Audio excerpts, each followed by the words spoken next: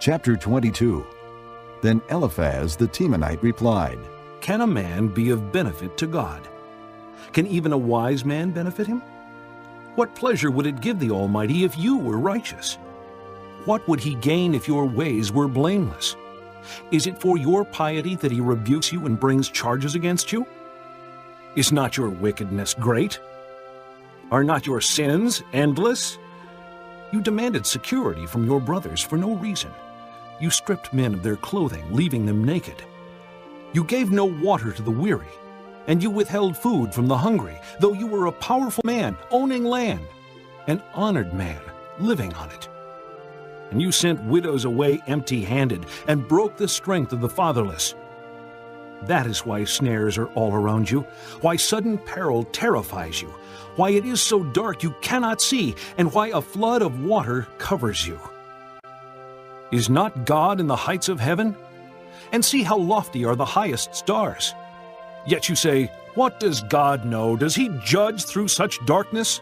Thick clouds veil him, so he does not see us as he goes about in the vaulted heavens. Will you keep to the old path that evil men have trod? They were carried off before their time, their foundations washed away by a flood. They said to God, Leave us alone. What can the Almighty do to us? Yet it was he who filled their houses with good things. So I stand aloof from the counsel of the wicked. The righteous see their ruin and rejoice. The innocent mock them, saying, Surely our foes are destroyed, and fire devours their wealth. Submit to God and be at peace with him. In this way prosperity will come to you. Accept instruction from his mouth, and lay up his words in your heart. If you return to the Almighty, you will be restored. If you remove wickedness far from your tent, and assign your nuggets to the dust, your gold of Ophir to the rocks in the ravines, then the Almighty will be your gold, the choicest silver for you. Surely then you will find delight in the Almighty, and will lift up your face to God. You will pray to him, and he will hear you, and you will fulfill your vows. What you decide on will be done, and light will shine on your ways. When men are brought low and you say, Lift them up, then he will save the downcast. He will deliver even one who is not innocent, who will be delivered through the cleanness of your hands. Chapter 23. Then Job replied, Even today my complaint is bitter. His hand is heavy in spite of my groaning. If only I knew where to find him. If only I could go to his dwelling. I would state my case before him and fill my mouth with arguments. I would find out what he would answer me and consider what he would say. Would he oppose me with great power? No, he would not press charges against me. There an upright man could present his case before him, and I would be delivered forever from my judge. But if I go to the east, he is not there. If I go to the west, I do not find him. When he is at work in the north, I do not see him. When he turns to the south, I catch no glimpse of him. But he knows the way that I take. When he has tested me, I will come forth as gold. My feet have closely followed his steps. I have kept to his way without turning aside. I have not departed from the commands of his lips. I have treasured the words of his mouth more than my daily bread. But he stands alone, and who can oppose him? He does whatever he pleases. He carries out his decree against me, and many such plans he still has in store. That is why I am terrified before him. When I think of all this, I fear him. God has made my heart faint. The Almighty has terrified me. Yet I am not silenced by the darkness, by the thick darkness that covers my face. Chapter 24. Why does the Almighty not set times for judgment? Why must those who know him look in vain for such days? Men move boundary stones, they pasture flocks they have stolen, they drive away the orphan's donkey and take the widow's ox in pledge.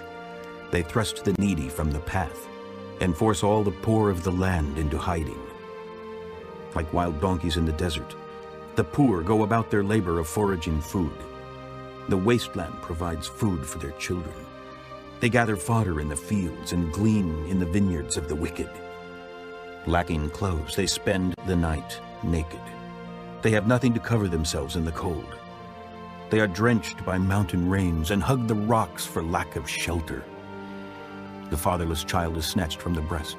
The infant of the poor is seized for a debt. Lacking clothes, they go about naked. They carry the sheaves, but still go hungry.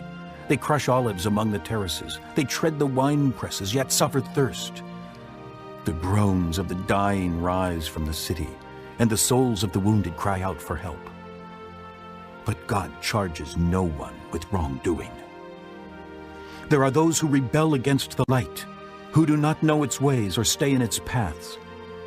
When daylight is gone, the murderer rises up and kills the poor and needy. In the night he steals forth like a thief. The eye of the adulterer watches for dusk. He thinks, "No eye will see me," and he keeps his face concealed.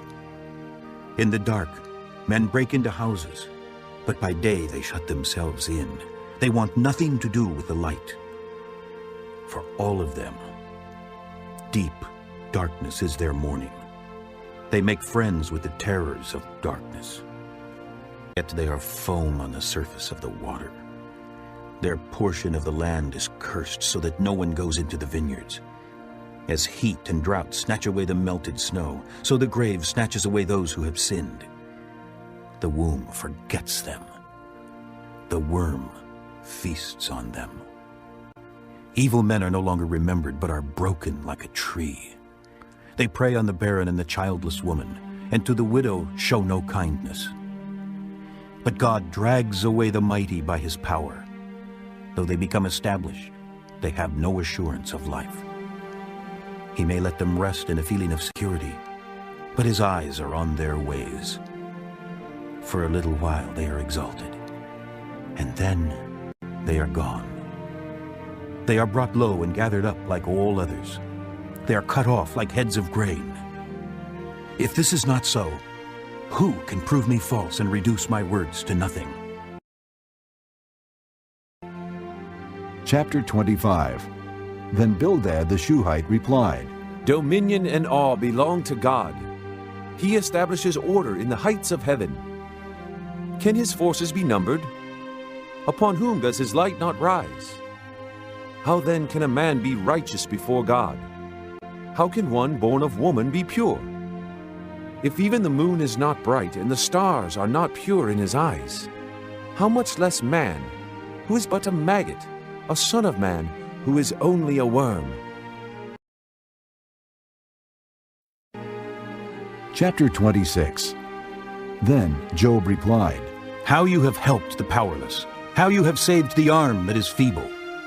What advice you have offered to one without wisdom, and what great insight you have displayed. Who has helped you utter these words, and whose spirit spoke from your mouth? The dead are in deep anguish, as beneath the waters and all that live in them. Death is naked before God. Destruction lies uncovered. He spreads out the northern skies over empty space. He suspends the earth over nothing. He wraps up the waters in his clouds, yet the clouds do not burst under their weight. He covers the face of the full moon, spreading his clouds over it. He marks out the horizon on the face of the waters for a boundary between light and darkness. The pillars of the heavens quake, aghast at his rebuke. By his power he churned up the sea. By his wisdom he cut Rahab to pieces. By his breath the skies became fair. His hand pierced the gliding serpent. And these are but the outer fringes of his works. How faint the whisper we hear of him. Who then can understand the thunder of his power? Chapter 27. And Job continued his discourse. As surely as God lives, who has denied me justice, the Almighty, who has made me taste the bitterness of soul, as long as I have life within me, the breath of God in my nostrils, my lips will not speak wickedness, and my tongue will utter no deceit. I will never admit you are in the right, Till I die, I will not deny my integrity. I will maintain my righteousness and never let go of it. My conscience will not reproach me as long as I live. May my enemies be like the wicked, my adversaries like the unjust. For what hope has the godless when he is cut off, when God takes away his life? Does God listen to his cry when distress comes upon him? Will he find delight in the Almighty? Will he call upon God at all times? I will teach you about the power of God. The ways of the Almighty I will not conceal. You have all seen this yourselves. Why then this meaningless talk? Here is the fate God allots to the wicked, the heritage a ruthless man receives from the Almighty. However many his children, their fate is the sword. His offspring will never have enough to eat. The plague will bury those who survive him, and their widows will not weep for them. Though he heaps up silver like dust and clothes like piles of clay, what he lays up the righteous will wear, and the innocent will divide his silver. The house he builds is like a moth's cocoon, like a hut made by a watchman. He lies down wealthy, but will do so no more. When he opens his eyes, all is gone. Terrors overtake him like a flood. A tempest snatches him away in the night. The east wind carries him off and he is gone. It sweeps him out of his place. It hurls itself against him without mercy as he flees headlong from its power. It claps its hands in derision and hisses him out of his place. Chapter 28. There is a mine for silver in a place where gold is refined. Iron is taken from the earth, and copper is smelted from ore. Man puts an end to the darkness. He searches the farthest recesses for ore in the blackest darkness. Far from where people dwell, he cuts a shaft in places forgotten by the foot of men. Far from men he dangles and sways. The earth from which food comes is transformed below as by fire. Sapphires come from its rocks, and its dust contains nuggets of gold. No bird of prey knows that hidden path. No falcon's eye has seen it. Proud beasts do not set foot on it, and no lion prowls there. Man's hand assaults the flinty rock and lays bare the roots of the mountains. He tunnels through the rock. His eyes see all its treasures. He searches the sources of the rivers and brings hidden things to light. But where can wisdom be found? Where does understanding dwell? Man does not comprehend its worth. It cannot be found in the land of the living. The deep says, "It is not in me." The sea says, "It is not with me." It cannot be bought with the finest gold, nor can its price be weighed in silver. It cannot be bought with the gold of Ophir, with precious onyx or sapphires. Neither gold nor crystal can compare with it, nor can it be had for jewels of gold. Coral and jasper are not worthy of mention. The price of wisdom is beyond rubies. The topaz of Cush cannot compare with it. It cannot be bought with pure gold. Where then does wisdom come from? Where does understanding dwell? It is hidden from the eyes of every living thing, concealed even from the birds of the air. Destruction and death say, "Only a rumor of it has reached our ears." God understands the way to it, and he alone knows where it dwells. For he views the ends of the earth and sees everything under the heavens. When he established the force of the wind and measured out the waters, when he made a decree for the rain and a path for the thunderstorm, then he looked at wisdom and appraised it. He confirmed it and tested it. And he said to man, "The fear of the Lord, that is wisdom, and to shun evil is understanding." Chapter 29. Job continued his discourse. How I long for the months gone by, for the days when God watched over me, when his lamp shone upon my head, and by his light I walked through darkness. Oh, for the days when I was in my prime, when God's intimate friendship blessed my house, when the Almighty was still with me and my children were around me, when my path was drenched with cream and the rock poured out for me streams of olive oil. When I went to the gate of the city and took my seat in the public square, The young men saw me and stepped aside, and the old men rose to their feet. The chief men refrained from speaking and covered their mouths with their hands. The voices of the nobles were hushed, and their tongues stuck to the roof of their mouths. Whoever heard me spoke well of me, and those who saw me commended me, because I rescued the poor who cried for help, and the fatherless who had none to assist him. The man who was dying blessed me. I made the widow's heart sing. I put on righteousness as my clothing. Justice was my robe and my turban. I was eyes to the blind and feet to the lame. I was a father to the needy. I took up the case of the stranger. I broke the fangs of the wicked and snatched the victims from their teeth. I thought, I will die in my own house. My days are as numerous as the grains of sand. My roots will reach to the water, and the dew will lie all night on my branches. My glory will remain fresh in me, the bow ever new in my hand. Men listened to me expectantly, waiting in silence for my counsel. After I had spoken, they spoke no more. My words fell gently on their ears. They waited for me as for showers and drank in my words as the spring rain. When I smiled at them, they scarcely believed it. The light of my face was precious to them. I chose the way for them and sat as their chief. I dwelt as a king among his troops. I was like one who comforts mourners. Chapter 30. But now they mock me. Men younger than I, whose fathers I would have disdained to put with my sheepdogs. Of what use was the strength of their hands to me, since their vigor had gone from them? Haggard from want and hunger, they roamed the parched land in desolate wastelands at night. In the brush they gathered salt herbs, and their food was the root of the broom tree. They were banished from their fellow men, shouted at as if they were thieves. They were forced to live in the dry stream beds, among the rocks and in holes in the ground. They brayed among the bushes and huddled in the undergrowth. A base and nameless brood, they were driven out of the land. And now their sons mock me in song. I have become a byword among them. They detest me and keep their distance. They do not hesitate to spit in my face. Now that God has unstrung my bow and afflicted me, they throw off restraint in my presence. On my right the tribe attacks. They lay snares for my feet. They build their siege ramps against me. They break up my road. They succeed in destroying me without anyone's helping them. They advance us through a gaping breach. Amid the ruins they come rolling in.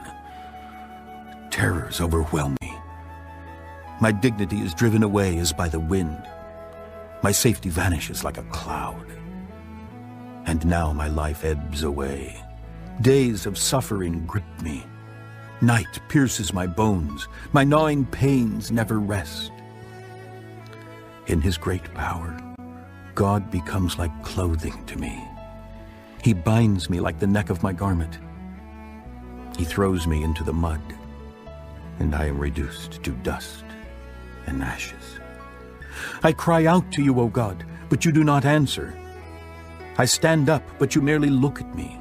You turn on me ruthlessly. With the might of your hand, you attack me. You snatch me up and drive me before the wind. You toss me about in the storm. I know you will bring me down to death, to the place appointed for all the living. Surely no one lays a hand on a broken man when he cries for help in his distress. Have I not wept for those in trouble? Has not my soul grieved for the poor? Yet when I hoped for good, evil came. When I looked for light, then came darkness. The churning inside me never stops. Days of suffering confront me. I go about blackened, but not by the sun. I stand up in the assembly and cry for help. I have become a brother of jackals, a companion of owls. My skin grows black and peels. My body burns with fever. My harp is tuned to mourning, and my flute to the sound of wailing. Chapter 31. I made a covenant with my eyes not to look lustfully at a girl. For what is man's lot from God above, his heritage from the Almighty on high? Is it not ruin for the wicked? Disaster for those who do wrong? Does he not see my ways and count my every step? If I have walked in falsehood, or my foot has hurried after deceit, let God weigh me in honest scales, and he will know that I am blameless. If my steps have turned from the path, if my heart has been led by my eyes, or if my hands have been defiled, then may others eat what I have sown, and may my crops be uprooted. If my heart has been enticed by a woman, or if I have lurked at my neighbor's door, then may my wife grind another man's grain, and may other men sleep with her. For that would have been shameful, a sin to be judged. It is a fire that burns to destruction. It would have uprooted my harvest. If I have denied justice to my menservants and maidservants when they had a grievance against me, what will I do when God confronts me? What will I answer when called to account? Did not he who made me in the womb make them? Did not the same one form us both within our mothers? If I have denied the desires of the poor, or let the eyes of the widow grow weary, if I have kept my bread to myself, not sharing it with the fatherless, but from my youth I reared him as would a father, and from my birth I guided the widow. If I have seen anyone perishing for lack of clothing, or a needy man without a garment, and his heart did not bless me for warming him with the fleece from my sheep, if I have raised my hand against the fatherless, knowing that I had influence in court, then let my arm fall from the shoulder. Let it be broken off at the joint. For I dreaded destruction from God, and for fear of his splendor, I could not do such things. If I have put my trust in gold, or said to pure gold, you are my security, if I have rejoiced over my great wealth, the fortune my hands have gained, if I have regarded the sun in its radiance, or the moon moving in splendor, so that my heart was secretly enticed, and my hand offered them a kiss of homage, then these also would be sins to be judged, for I would have been unfaithful to God on high. If I have rejoiced at my enemy's misfortune, or gloated over the trouble that came to him, I have not allowed my mouth to sin by invoking a curse against his life. If the men of my household have never said, who has not had his fill of Job's meat? But no stranger had to spend the night in the street, for my door was always open to the traveler. If I have concealed my sin as men do, by hiding my guilt in my heart, because I so feared the crowd and so dreaded the contempt of the clans that I kept silent and would not go outside. Oh, that I had someone to hear me! I sign now my defense. Let the Almighty answer me. Let my accuser put his indictment in writing. Surely I would wear it on my shoulder. I would put it on like a crown.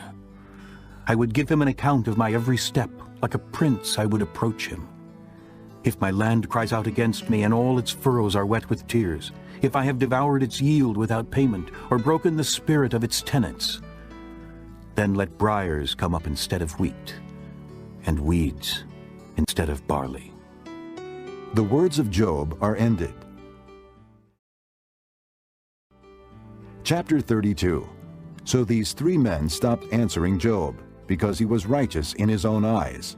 But Elihu, son of Barachel, the Buzite, of the family of Ram, became very angry with Job for justifying himself rather than God. He was also angry with the three friends, because they had found no way to refute Job, and yet had condemned him. Now Elihu had waited before speaking to Job, because they were older than he. But when he saw that the three men had nothing more to say, his anger was aroused. So Elihu, son of Barachel, the Buzite, said, I am young in years, and you are old. That is why I was fearful, not daring to tell you what I know. I thought, age should speak, advanced years should teach wisdom.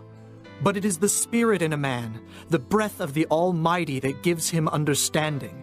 It is not only the old who are wise, not only the aged who understand what is right. Therefore I say, listen to me. I too will tell you what I know. I waited while you spoke. I listened to your reasoning. While you were searching for words, I gave you my full attention. But not one of you has proved Job wrong. None of you has answered his arguments. Do not say, we have found wisdom. Let God refute him, not man.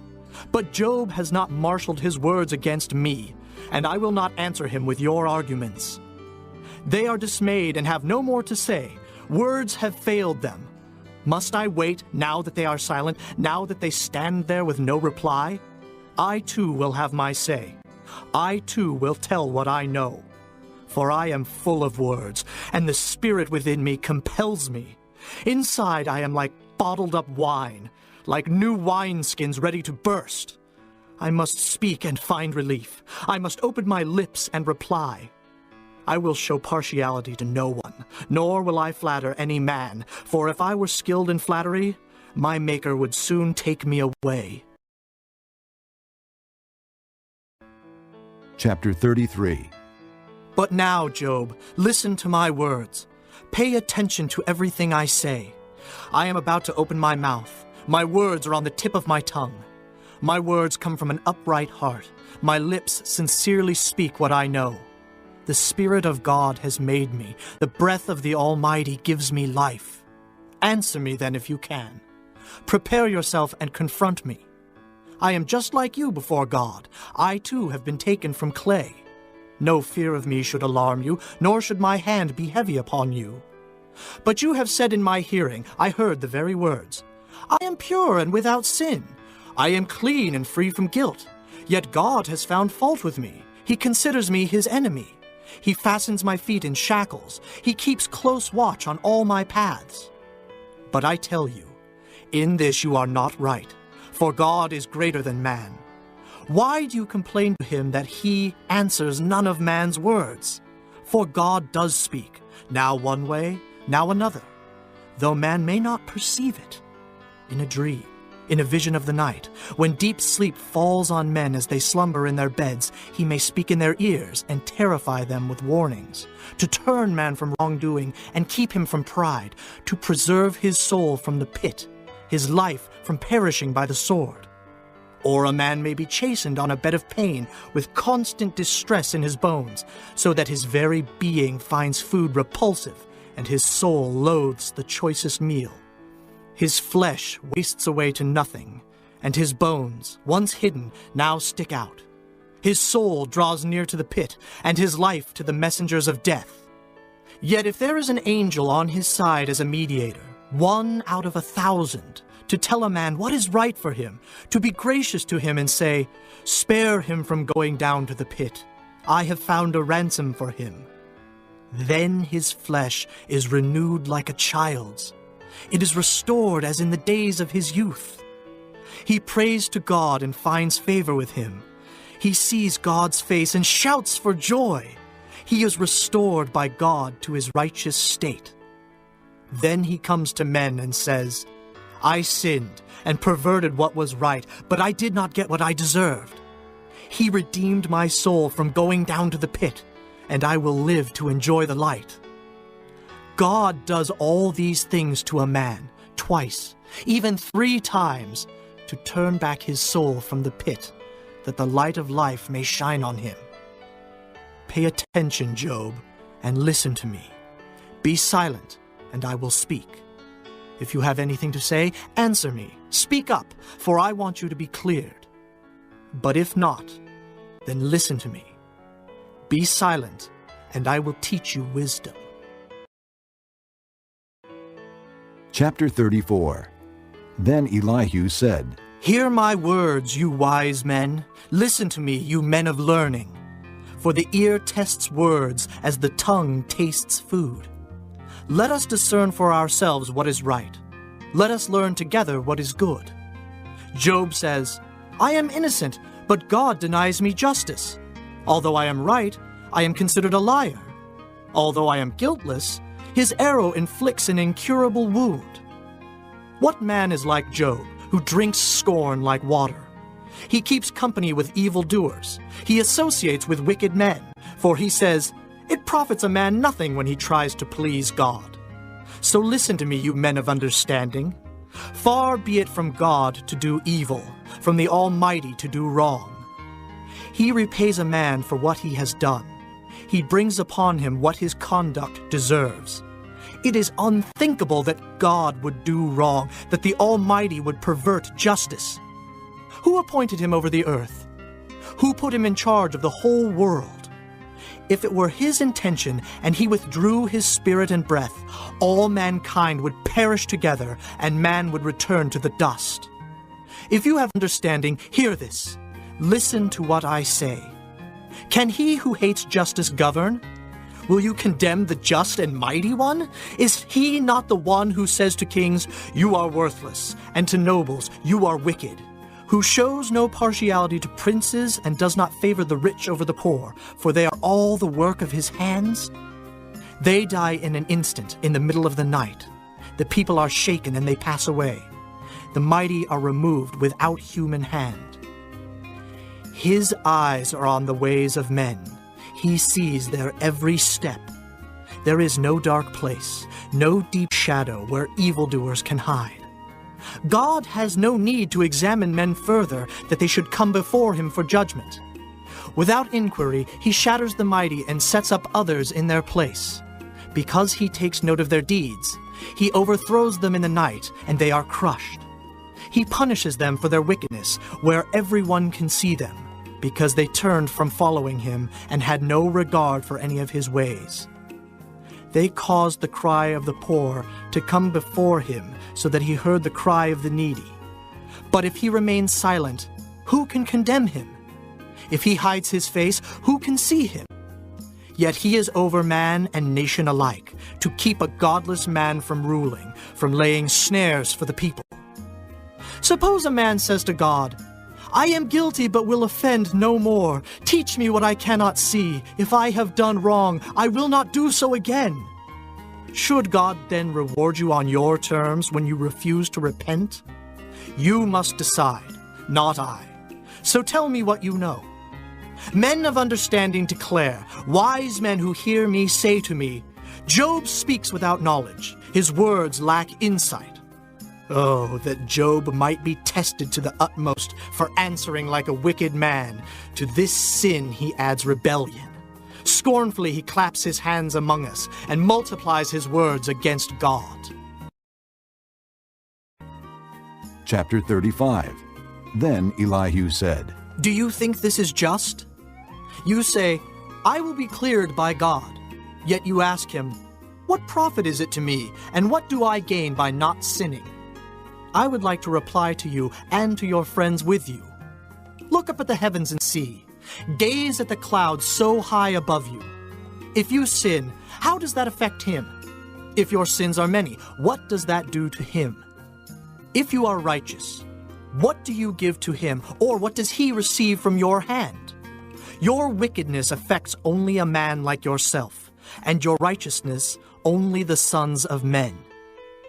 Men cry out under a load of oppression. They plead for relief from the arm of the powerful. But no one says, "Where is God my Maker, who gives songs in the night, who teaches more to us than to the beasts of the earth, and makes us wiser than the birds of the air?" He does not answer when men cry out because of the arrogance of the wicked. Indeed, God does not listen to their empty plea. The Almighty pays no attention to it. How much less, then, will he listen when you say that you do not see him, that your case is before him and you must wait for him, and further, that his anger never punishes and he does not take the least notice of wickedness? So Job opens his mouth with empty talk. Without knowledge, he multiplies words. Chapter 36. Elihu continued, Bear with me a little longer, and I will show you that there is more to be said in God's behalf. I get my knowledge from afar. I will ascribe justice to my Maker. Be assured that my words are not false. One perfect in knowledge is with you. God is mighty, but does not despise men. He is mighty and firm in his purpose. He does not keep the wicked alive, but gives the afflicted their rights. He does not take his eyes off the righteous. He enthrones them with kings and exalts them forever. But if men are bound in chains, held fast by cords of affliction, he tells them what they have done, that they have sinned arrogantly. He makes them listen to correction and commands them to repent of their evil. If they obey and serve him, they will spend the rest of their days in prosperity and their years in contentment. But if they do not listen, they will perish by the sword and die without knowledge. The godless in heart harbor resentment. Even when he fetters them, they do not cry for help. They die in their youth, among male prostitutes of the shrines.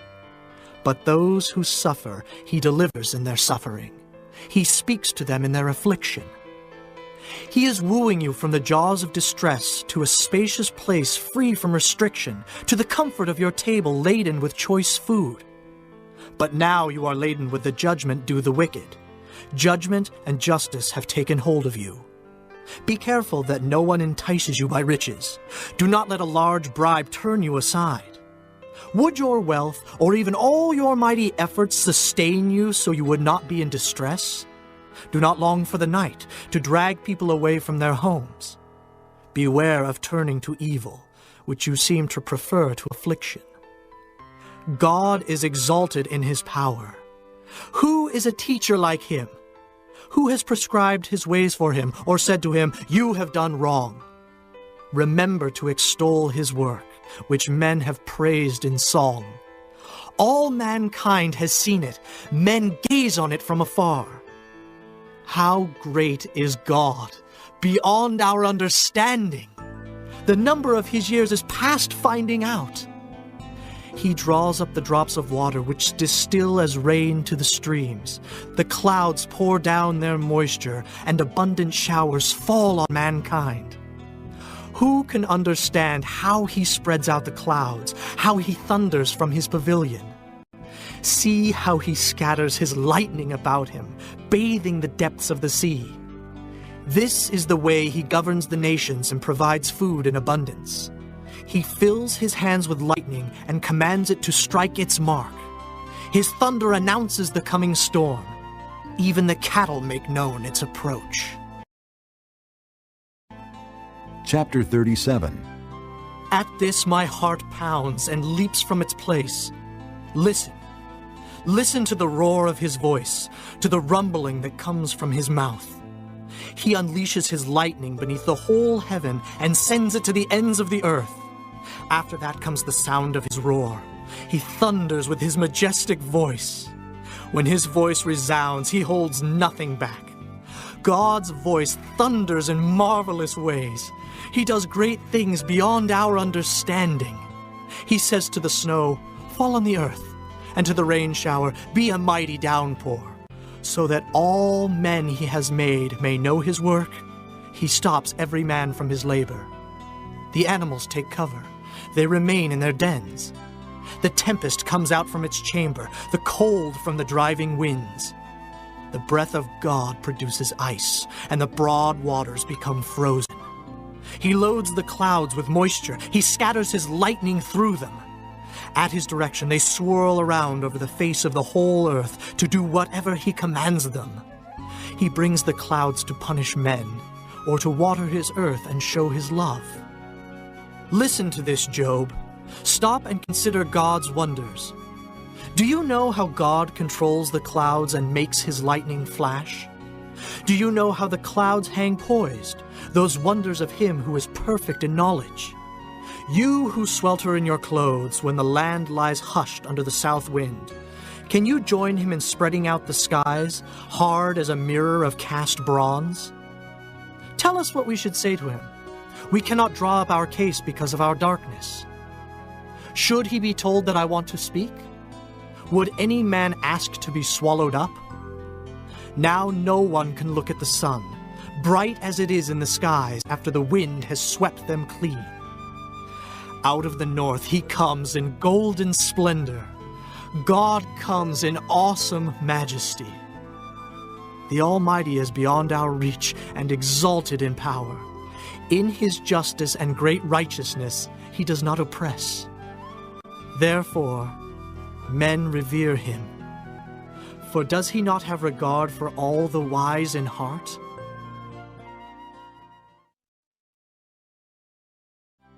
Chapter 38. Then the Lord answered Job out of the storm. He said, Who is this that darkens my counsel with words without knowledge? Brace yourself like a man. I will question you, and you shall answer me. Where were you when I laid the earth's foundation, Tell me if you understand. Who marked off its dimensions? Surely you know. Who stretched a measuring line across it? On what were its footings set? Or who laid its cornerstone? While the morning stars sang together and all the angels shouted for joy. Who shut up the sea behind doors when it burst forth from the womb? When I made the clouds its garment and wrapped it in thick darkness, when I fixed limits for it and set its doors and bars in place, when I said, this far you may come and no farther, here is where your proud waves halt. Have you ever given orders to the morning or shown the dawn its place, that it might take the earth by the edges and shake the wicked out of it? The earth takes shape like clay under a seal. Its features stand out like those of a garment.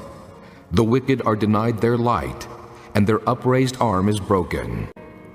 Have you journeyed to the springs of the sea, or walked in the recesses of the deep? Have the gates of death been shown to you? Have you seen the gates of the shadow of death? Have you comprehended the vast expanses of the earth? Tell me if you know all this. What is the way to the abode of light? And where does darkness reside? Can you take them to their places? Do you know the paths to their dwellings? Surely you know, for you were already born. You have lived so many years. Have you entered the storehouses of the snow, or seen the storehouses of the hail, which I reserve for times of trouble, for days of war and battle? What is the way to the place where the lightning is dispersed, or the place where the east winds are scattered over the earth? Who cuts a channel for the torrents of rain, and a path for the thunderstorm, to water a land where no man lives, a desert with no one in it, to satisfy a desolate wasteland and make it sprout with grass? Does the rain have a father? Who fathers the drops of dew? From whose womb comes the ice? Who gives birth to the frost from the heavens, when the waters become hard as stone, when the surface of the deep is frozen? Can you bind the beautiful Pleiades? Can you loose the cords of Orion? Can you bring forth the constellations in their seasons, or lead out the bear with its cubs? Do you know the laws of the heavens? Can you set up God's dominion over the earth? Can you raise your voice to the clouds and cover yourself with a flood of water? Do you send the lightning bolts on their way? Do they report to you, here we are? Who endowed the heart with wisdom, or gave understanding to the mind? Who has the wisdom to count the clouds? Who can tip over the water jars of the heavens when the dust becomes hard and the clods of earth stick together? Do you hunt the prey for the lioness and satisfy the hunger of the lions when they crouch in their dens or lie in wait in a thicket? Who provides food for the raven when its young cry out to God and wander about for lack of food? Chapter 39. Do you know when the mountain goats give birth? Do you watch when the doe bears her fawn? Do you count the months till they bear? Do you know the time they give birth? They crouch down and bring forth their young. Their labor pains are ended. Their young thrive and grow strong in the wilds. They leave and do not return. Who let the wild donkey go free? Who untied his ropes? I gave him the wasteland as his home, the salt flats as his habitat. He laughs at the commotion in the town. He does not hear a driver's shout. He ranges the hills for his pasture and searches for any green thing. Will the wild ox consent to serve you? Will he stay by your manger at night? Can you hold him to the furrow with a harness? Will he till the valleys behind you? Will you rely on him for his great strength? Will you leave your heavy work to him? Can you trust him to bring in your grain and gather it to your threshing floor? The wings of the ostrich flap joyfully, but they cannot compare with the pinions and feathers of the stork. She lays her eggs on the ground and lets them warm in the sand, unmindful that a foot may crush them, that some wild animal may trample them. She treats her young harshly, as if they were not hers. She cares not that her labor was in vain, for God did not endow her with wisdom or give her a share of good sense. Yet, when she spreads her feathers to run, she laughs at horse and rider. Do you give the horse his strength, or clothe his neck with a flowing mane? Do you make him leap like a locust, striking terror with his proud snorting? He paws fiercely, rejoicing in his strength, and charges into the fray. He laughs at fear, afraid of nothing. He does not shy away from the sword. The quiver rattles against his side, along with the flashing spear and lance. In frenzied excitement, he eats up the ground. He cannot stand still when the trumpet sounds. At the blast of the trumpet he snorts, aha! He catches the scent of battle from afar, the shout of commanders and the battle cry. Does the hawk take flight by your wisdom and spread his wings toward the south? Does the eagle soar at your command and build his nest on high? He dwells on a cliff and stays there at night. A rocky crag is his stronghold. From there he seeks out his food. His eyes detect it from afar. His young ones feast on blood, and where the slain are, there is he. Chapter 40. The Lord said to Job, Will the one who contends with the Almighty correct him? Let him who accuses God answer him. Then Job answered the Lord, I am unworthy. How can I reply to you? I put my hand over my mouth. I spoke once, but I have no answer. Twice, but I will say no more. Then the Lord spoke to Job out of the storm. Brace yourself like a man. I will question you, and you shall answer me. Would you discredit my justice? Would you condemn me to justify yourself? Do you have an arm like God's? And can your voice thunder like his? Then adorn yourself with glory and splendor, and clothe yourself in honor and majesty. Unleash the fury of your wrath. Look at every proud man and bring him low. Look at every proud man and humble him. Crush the wicked where they stand. Bury them all in the dust together. Shroud their faces in the grave. Then I myself will admit to you that your own right hand can save you. Look at the behemoth, which I made along with you, and which feeds on grass like an ox. What strength he has in his loins, what power in the muscles of his belly. His tail sways like a cedar. The sinews of his thighs are close-knit. His bones are tubes of bronze, his limbs like rods of iron. He ranks first among the works of God, yet his Maker can approach him with his sword. The hills bring him their produce, and all the wild animals play nearby. Under the lotus plants he lies, hidden among the reeds in the marsh. The lotuses conceal him in their shadow. The poplars by the stream surround him. When the river rages, he is not alarmed. He is secure, though the Jordan should surge against his mouth. Can anyone capture him by the eyes, or trap him and pierce his nose? Chapter 41. Can you pull in the Leviathan with a fishhook, or tie down his tongue with a rope? Can you put a cord through his nose, or pierce his jaw with a hook? Will he keep begging you for mercy? Will he speak to you with gentle words? Will he make an agreement with you for you to take him as your slave for life? Can you make a pet of him like a bird, or put him on a leash for your girls? Will traders barter for him? Will they divide him up among the merchants? Can you fill his hide with harpoons, or his head with fishing spears? If you lay a hand on him, you will remember the struggle and never do it again. Any hope of subduing him is false. The mere sight of him is overpowering. No one is fierce enough to rouse him. Who then is able to stand against me? Who has a claim against me that I must pay? Everything under heaven belongs to me. I will not fail to speak of his limbs, his strength, and his graceful form. Who can strip off his outer coat? Who would approach him with a bridle?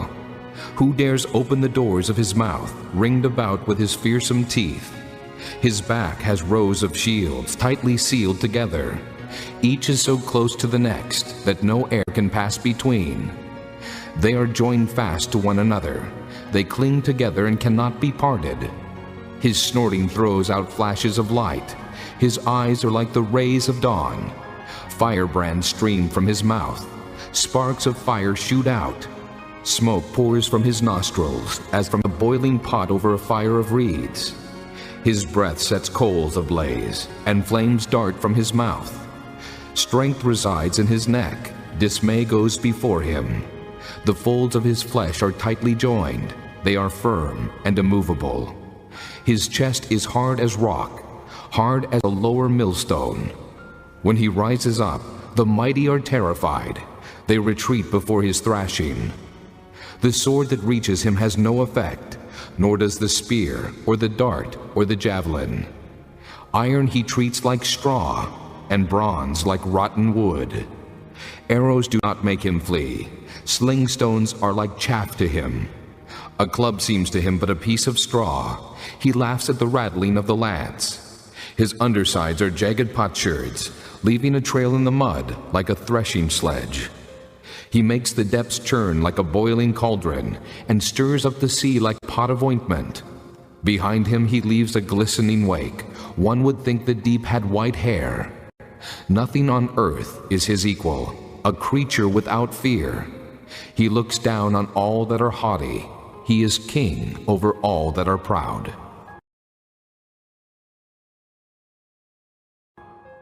Chapter 42. Then Job replied to the Lord, I know that you can do all things. No plan of yours can be thwarted. You asked, who is this that obscures my counsel without knowledge? Surely I spoke of things I did not understand, things too wonderful for me to know. You said, listen now, and I will speak. I will question you, and you shall answer me. My ears had heard of you, but now my eyes have seen you. Therefore I despise myself, and repent in dust and ashes. After the Lord had said these things to Job, he said to Eliphaz the Temanite, I am angry with you and your 2 friends, because you have not spoken of me what is right, as my servant Job has. So now, take 7 bulls and 7 rams, and go to my servant Job and sacrifice a burnt offering for yourselves. My servant Job will pray for you, and I will accept his prayer, and not deal with you according to your folly. You have not spoken of me what is right, as my servant Job has. So Eliphaz the Temanite, Bildad the Shuhite, and Zophar the Naamathite did what the Lord told them, and the Lord accepted Job's prayer. After Job had prayed for his friends, the Lord made him prosperous again, and gave him twice as much as he had before.